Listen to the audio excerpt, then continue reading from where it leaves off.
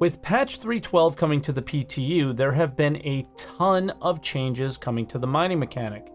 These changes touched everything from the mining lasers, to the consumables, to the value of mined material, all the way to the way those materials are distributed. I'm seeing a lot of rage on the forums after they announced the changes, and I think people don't quite understand how positive of a change this actually is.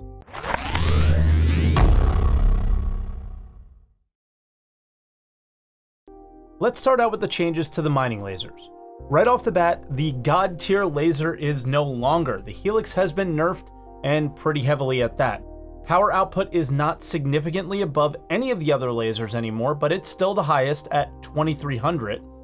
It has 20% less instability dampening and 10% less resistance dampening.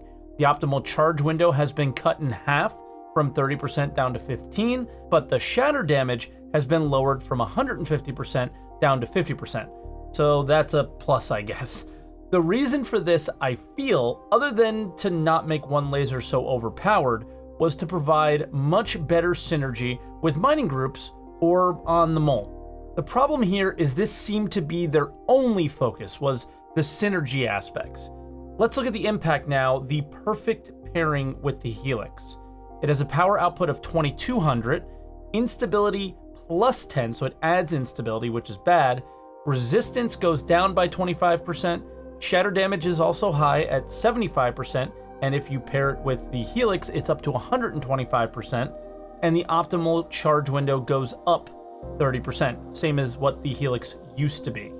So the impact drops the resistance where the Helix could not, but the Helix lowers instability enough to counteract the debuff that the impact provided. The problem here is that other lasers, besides the Lancet, and we'll touch on that later, provide no real value to use. They're really just worse versions of the Helix and Impact. I would have liked to see some other lasers be really good at one thing, for example, instability dampening, but it would raise resistance quite a bit. So if you know you're mining something that has high instability, let's say like Quantanium, you might want to bring that laser with you. Now the biggest change is really quite subtle. It's a change to the Arbor, the stock laser that comes on the Prospector. Power output is now 1850, and it can mine some pretty big rocks as long as the resistance isn't too high, and it has a consumable now, just one, but it will allow you to combat some of the harder rocks and give you a shot to break them down. And the last laser I want to touch on is the support laser, the Lancet. This thing got a massive buff. It now dampens both instability and resistance by 75%, and it makes the green zone 40% larger. I don't think you could take this thing out solo, but if you are mining anything of value and you're in a group, this is a must-have. All in all, I think it's a pretty good change for these mining lasers, as it improved on what we had previously, but it still needs a lot of work. Next, we had changes to the consumables. And I don't want to harp on these for too long, as the changes aren't as drastic as the lasers. One got a sizable nerf, and the rest just became more useful. The Optimum is no longer the go-to consumable. The optimal charge window size was 100% prior, and now it's only 75% larger. But more importantly, it only lasts for 20 seconds, and it adds 10 instability. The others didn't get too many massive changes, but a few stick out for the same reason: their duration change. Both the Torpid and Brandt's durations tripled to basically make your lasers really good at lowering either instability or resistance. And also the Surge seems to be pretty good for solo mining, because once you're in the green zone, the amount of power you need is approximately 30% less to continue mining. So jumping into the green zone by using the Surge or getting close to it could be really advantageous. So not massive changes here, but it does allow a lot of the consumables to be more useful and not just one or two being the go-tos. Now, if you want to look at all of the changes for both the mining lasers and the consumables, I will link the Spectrum post in the description, so feel free to check that out. Coming up next is the most misunderstood change of all the ones coming to 3.12. It's the distribution of the rocks and the material that's inside of them. Mining is not nerfed at all, and here is why.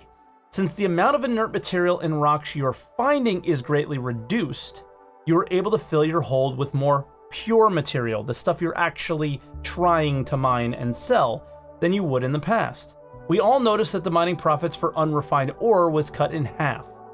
It was not to entice you to refine it though. It's because you can find it twice as fast. I'm seeing Quantanium rocks that are 40% plus. That is one rock that fills a Prospector. I'm consistently finding Agricium at 25%, and so on. These would have been extremely rare to find in the past. More importantly, people are tacking on the refinery timers to the amount of time it takes to make money. Nobody tells you you have to stop mining while your refining jobs are working. That's the best part about this, is you can stack them. You can do a number of mining runs, drop them off at the refinery, and go back and do another mining run. And when you're happy with the amount of SEU available that you have, then you put it in a cargo ship and sell it. Now, some people are having issues mining larger rocks solo. I don't have much to say other than not everything in this game needs to be soloable. Sometimes you're gonna have to call a friend or pass on the opportunity. Now, there's one thing I think we all ignore because I think we know how far away it is, and that's quantum. There's no point to mining other than passing some time or watching your UEC count rise in your Moby-Glass. In the future, with crafting and more star systems and the dynamic economy, what is profitable today may not be tomorrow. This system better suits what's coming, but it obviously can still use some work. We still aimlessly scan with waiting to hit the jackpot. I would love to see rocks be distributed around certain biomes. So if you know what you need, let's say it's gold, and you know it's on Daymar and the flats, then you bring the right equipment with you and you go to that area. But all in all, I welcome this change, and I hope you guys think a little bit more critically about the change. Mining did not get a nerf. It just changed the way you have to approach it. I hope you took my opinions here as just that. I like the changes, and I think I will enjoy my time in Star Citizen because of them. I hope my explanations help you understand what has happened wasn't to nerf how much money you were making, but to keep you more engaged with the loop and not mindlessly scanning for hours until you found the right rock. Now, I know this was just a short video to show you what's going on in the PTU and what changes might be coming, but these changes are still in flux. We're in the PTU, nothing is live yet. Once this stuff goes live, I will provide you guys with much more comprehensive mining and refining and all sorts of guides on this channel. So if you haven't yet, make sure you hit the subscribe button. If you guys enjoyed the video, make sure you hit the like button and share with anyone who you think might be interested. And comment below, let me know what you thought and how you're feeling about the mining changes. And with that, guys, thank you for watching and happy mining.